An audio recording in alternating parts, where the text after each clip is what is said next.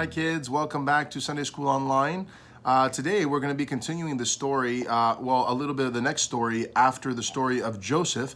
You guys remember last week we finished the story of Joseph and how his 12 brothers had sold him into slavery, and he went into Egypt, and then he saved his brother when there was a famine, and he brought all the Israelites into Egypt to live there. So the next story that we're going to read is one of the most famous stories of the Old Testament, and that is the story of Moses, who is one of the greatest prophets in the Old Testament, a servant of God. And we're going to hear about his story, how he saved the Israelites after 400 years, because as we had said last week, the Israelites, after the Joshua brought them to Egypt to live there, after 400 years, they had become slaves to the Egyptians, and they needed a deliverer. And God heard that they were miserable and that they were in pain and that they were living as slaves under the Pharaoh, and he sent them Moses to deliver them out of the hands of Pharaoh, out of Egypt, and to take them to what was called the Promised Land, which was a place where they could live in peace, and they could have their own place to live in the world instead of being slaves. So let's take a look at the first part of the story of Moses. The story of Moses. Nearly 300 years have passed since the time of Joseph and the great famine. Dark times have fallen on Egypt. Jacob's race, the Israelites, have become slaves to the Egyptians. But despite this, they still cling to life and even increase in numbers. The new Pharaoh orders a final solution of the Israelite problem.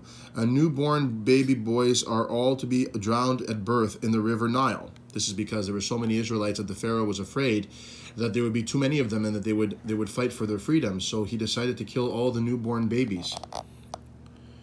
This is the story of a man called Moses and of how he led his people to freedom. Born at a time of the persecution, the baby Moses was kept undetected for 3 months. His mother knew it was only a matter of time before he was discovered. In the end, she took him to the Nile, which was the river, herself, but not to be drowned. Placing him in a basket waterproofed with tar, she pushed him out into the reeds. So she wanted to save him. It happened that one of the Pharaoh's daughters had gone down to the river to bathe that day. It was towards her that the little basket gently floated, taking with it the baby inside. The Pharaoh's daughter heard the baby crying. She had no idea where the baby had come from, but watching from close by to make sure the baby was safe was an older sister of Moses. The Pharaoh's daughter decided to make the child her own, and so the abandoned child of an oppressed slave was taken out of danger and into the very heart of Pharaoh's palace. She adopted him and made Moses her son. Moses grew up in the Pharaoh's palace, safe from harm in the house of the very man who wanted to exterminate his people, his race. If he had any idea of the trouble Moses would cause Egypt later, the Pharaoh would probably have killed him with his own hands then and there. Young Moses lived a privileged life in the royal household, while all around him his fellow Israelites suffered at the hands of their masters. He watched as he grew, waiting for the chance to strike back. He grew up. One day he saw an Egyptian savagely beating an Israelite, and something inside him had snapped. "He's had enough. Stop it. Please, no more." "Didn't you hear me? I said stop. What do you think you are? He's my slave, and anyway, he's only an Israelite." Moses had made sure there were no witnesses before calling to the man, and thinking no one was looking, he struck the man dead. It was only afterwards that Moses realized what he had done. Quickly, he buried the body in the desert sand, thinking his crime would go undetected, and he returned to the city. The next day, he saw 2 Israelites arguing. "Look, you owe me 3 loaves, and I said you'd have to wait for them unless you want broken legs as well. Don't you threaten me." And Moses said to them, "Why are you fighting each other? When it's the Egyptians who are your real problem, why don't you take it out on them? And what are you going to do to stop us? Kill us like you did the slave driver yesterday? Bury us in the sand?" Horror. The crime he thought so secret, so well hidden, was common knowledge. Even men brawling in the streets knew about it. So terrified, Moses ran for his life. He roamed far into the desert where the Midianite people lived, themselves descendants of Abraham. One day as he sat by a well, the daughters of Jethro, the Midianite priest, came to draw water. As Moses watched, some shepherds arrived and began to harass the women. Moses' sense of injustice had already caused him to kill one man. Now it got him involved into yet another dispute. "Hey, why don't you just leave them alone?" Moses said. "Give that back," the women said. "Why? What will you give me if I do?" "Didn't you hear me? I said leave them alone," said Moses. "We were only having a bit of fun," said the shepherds. "I don't care," said Moses. The women went back to their father and told him of the stranger who had come to their rescue as if from nowhere. Life was often hard for the desert dwellers, so a kindness rarely went unrewarded. Moses was taken to Jethro, the priest, and became part of his family, marrying one of his daughters. So Moses lived the life of a shepherd, tending Jethro's herds, and the old life of luxury and privilege in the palace behind him. Moses acquired new skills. He learned how to survive in the wilderness, things he could never have known about in the comfort and safety of the palace. All the while, the Israelites remained in slavery. Their cries for help went up to God, who had not forgotten the promise made to Abraham and Isaac and Jacob. It was time for God to act in more direct ways, which came as a great surprise to the last man ever to expect a personal call from God. "Moses," God called to him in the mountain.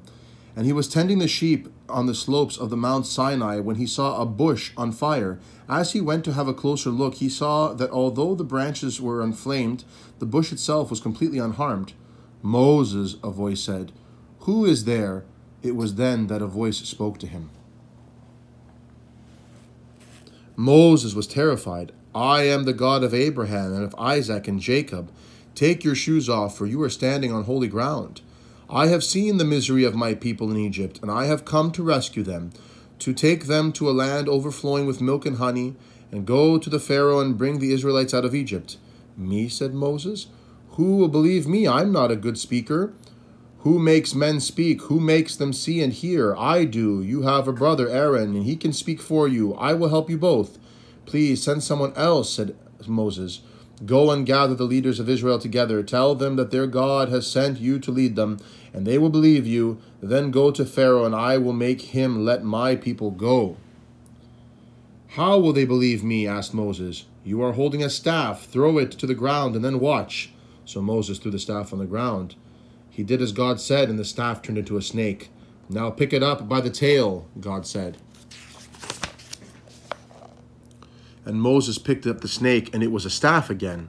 "Show them this, and they will believe you. Now go, bring my people out of Egypt."